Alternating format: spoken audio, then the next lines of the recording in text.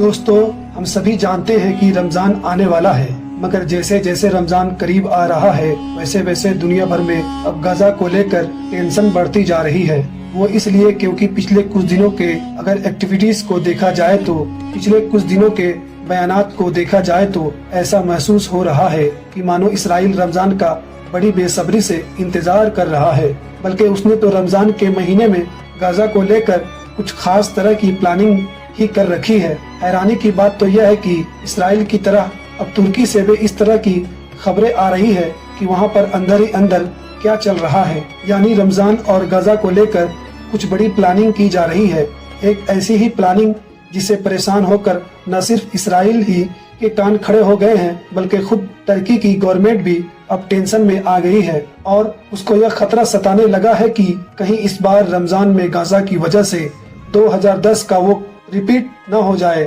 جس کو آج بھی ترکی کے اتہاس میں ایک کالے دن کے طور پر یاد کیا جاتا ہے۔ 2010 میں کہیں کالا اور وہی خطرناک دن کہ جس کو آج بھی اگر ترکی کے عام لوگوں یا پھر ترکی کی گورنمنٹ یاد کر لیتی ہے تو ان لوگوں کے روح کانپ جاتی ہے۔ مگر اب سوال یہی ہے کہ آخر ترکی میں ایسا بھی کیا پلان ہو رہا ہے کہ جس کی وجہ سے ایک ہی وقت میں اسرائیل کی گورنمنٹ اور ترکی کی گورنمنٹ پریشان نظر آ رہی ہے، ورنہ یہ دونوں تو آپس میں ایک دوسرے کے اپوزٹ ہے۔ جو ظاہر ہے کہ جس چیز کو لے کر اگر ایک پریشان ہوگا تو دوسرے کو خوش ہونا چاہیے، اور اگر کسی چیز کو لے کر خوش ہے تو دوسرے کو پریشان ہونا چاہیے۔ ساتھ ہی ساتھ سوال یہ بھی ہے کہ آخر 2010 کا وہ کالا دن کیا ہے، کیا ہوا تھا اس دن، اور آخر ترکی کو ایک بار پھر سے غزہ کی وجہ سے وہ دن ریپیٹ ہونے کا خطرہ کیوں ستا رہا ہے۔ دوستو سب سے پہلے تو بات کرتے ہیں رمضان میں غزہ کو لے کر اسرائیل کی پلاننگ کے بارے میں جو پچھلے کچھ دنوں سے نظر آ رہی ہے۔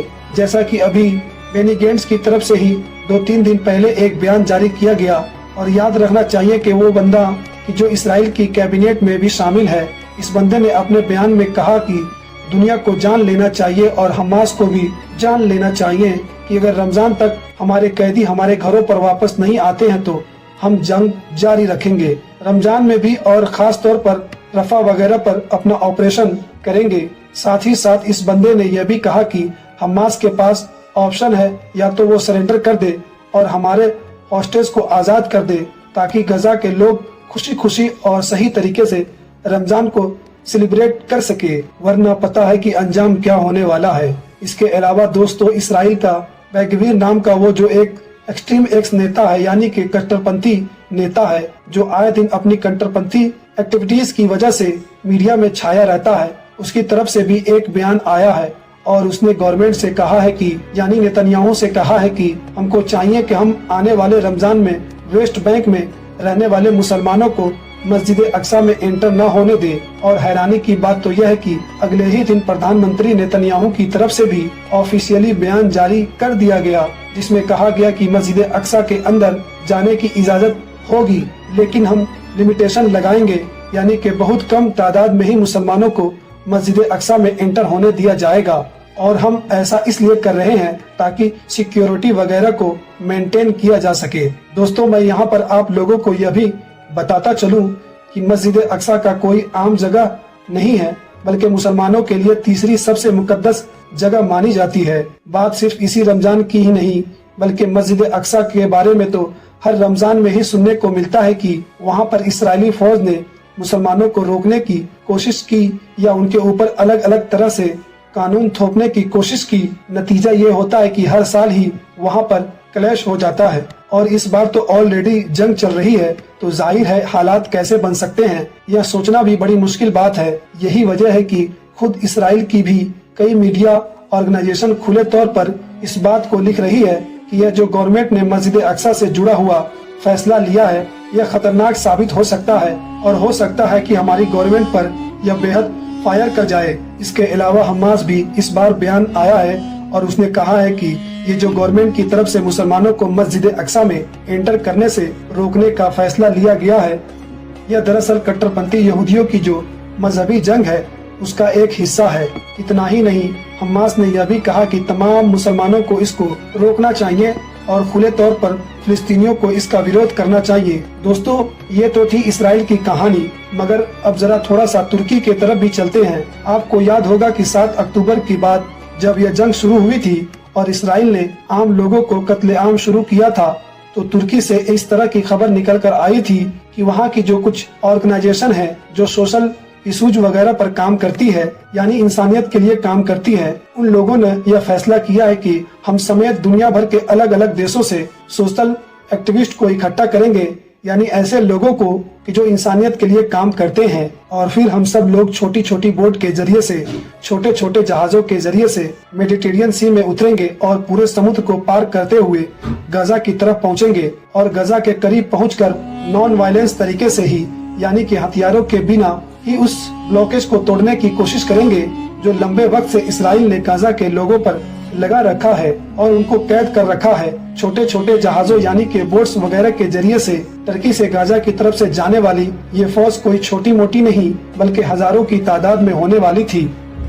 मगर फिर वक्त के साथ ही यह खबर जाने कहां दफन हो गई थी। लेकिन अब जब एक लंबा वक्त गुजर चुका है तो इस मंसूबे से जुड़ी हुई कुछ खबरें फिर बाहर निकल कर आ रही है और ऐसा माना जा रहा है कि अब इन लोगों ने तैयारी भी कंप्लीट कर ली है। बस प्लान में थोड़ी बहुत चेंजिंग हुई है, यानी कि बदलाव किए गए हैं और ये कहा गया है कि बहुत सारी छोटी छोटी नाव और बोट के बजाय अब हम लोग सिर्फ और सिर्फ 2 बड़े जहाजों को ही लेकर जाएंगे। लेकिन यह जहाज इतनी ज्यादा बड़े होंगे कि इसमें एक साथ बेशुमार लोग तो आ ही जाएंगे, साथ ही साथ इतना ज्यादा सामान भी रखा जा सकेगा जिससे उम्मीदों से कहीं ज्यादा गजा के लोगों की मदद हो सकेगी। इस पूरी मुहिम को, इस पूरे मिशन को जो लोग मैनेज कर रहे हैं उनकी तरफ से अनाउंसमेंट कर दी गई है कि हमारा यह जो एक बेड़ा 2 बड़े कार्गो शिप से मिलकर बना है, जिसके अंदर सोशल एक्टिविस्ट समेत सैकड़ों आम लोग भी सवार होंगे, यह बहुत जल्द ही समुद्र में उतरने वाला है और रमजान की शुरुआत तक गजा के करीब पहुंच जाएगा।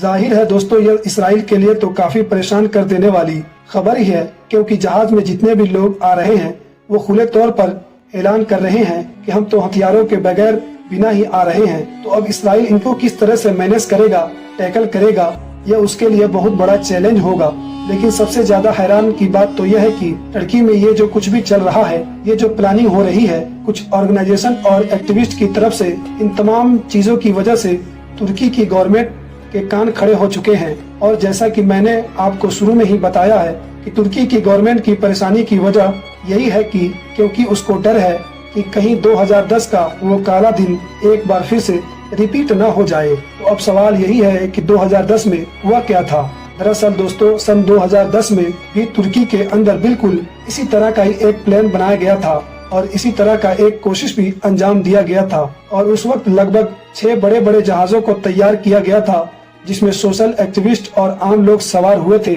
और उनका इरादा भी यही था कि वो नॉन वायलेंस तरीके से इसराइल और इजिप्ट के जरिए उस ब्लॉकेज को तोड़ देंगे। दोनों ने गाजा लोगों को लंबे वक्त से ब्लॉकेज कर रखा है और उनको बुरी तरीके से कैद कर रखा है। जहाजों के अंदर इन लोगों ने गाजा के आम लोगों के लिए बहुत सारा मदद का सामान भी रख रखा था। लेकिन दोस्तों, टर्की से चले हुए जब ये सारे जहाज बिल्कुल गजा के करीब पहुंचने वाले थे तो 21 मई सन 2010 को इसराइली फौज ने इन सारे जहाजों पर अटैक कर दिया था। नतीजा यह हुआ कि निहत्थे सोशल एक्टिविस्ट की तो मौके पर ही मौत हो गई, जबकि 30 के करीब बुरी तरीके से जख्मी हो गए थे। हालांकि इन जख्मी लोगों में से भी एक बंदा ऐसा था कि जिसके 3-4 साल लगातार हॉस्पिटल में रहने के बाद मौत हो गई थी। और इस तरह से इसराइल के इस हमले के में मरने वाले लोगों का आंकड़ा 10 पर पहुंच गया था। इस पूरे इंसिडेंट्स के बाद दुनिया का शौक हो गई थी, मगर टर्की इसराइल के ऊपर बुरी तरीके से भड़क उठा था। इसराइल और टर्की के रिश्ते पूरी तरीके से लगभग खत्म हो गए थे और अगले कई सालों तक खत्म ही रहे थे। मगर फिर सबसे पहले तो सन 2013 में इसराइली प्रधानमंत्री यानी कि नेतन्याहू ने रजब तैयब एर्दोगान से 1 से 1.5 घंटा चली फोन कॉल में माफी मांगी, जिस माफी को राष्ट्रपति रजब तैयब एर्दोगान की तरफ से कबूल कर लिया गया था। और फिर 15 और 16 का दौर आते आते इन दोनों के बीच एग्रीमेंट वगैरह हो गए थे, यानी कि ये पूरा मामला आउट हो गया था। जाहिर है तुर्की की कुछ ऑर्गेनाइजेशन की तरफ से और सोशल एक्टिविस्ट की तरफ से बिल्कुल उसी तरह का ही मिशन और उस तरह का ही मुहिम एक बार फिर से शुरू की जा रही है। तो इसलिए ज्यादातर लोगों की नजर इसी चीज पर है कि या तो राष्ट्रपति रजब तैयब एर्दोगान इस मुहिम को शुरू होने से पहले ही खुद ही रोक देंगे, ताकि अगर यह मुहिम शुरू हो गई, वहां से ये सारे लोग निकल भी गए तो देखना ये होगा کہ اس بار اسرائیل کیا کرتا ہے۔ فی الحال دوستوں آج کی اپنی اس ویڈیو کو ہم یہیں پر ختم کرتے ہیں۔ اگر ویڈیو آپ کو نالجبل لگی ہو، ہسٹوریکل لگی ہو تو ہمارے چینل کو سبسکرائب ضرور کر دے اور بیل آئیکن کو بھی پریس کر دے، اور ہمیں فیس بک پہ دیکھ رہے ہیں تو فالو ضرور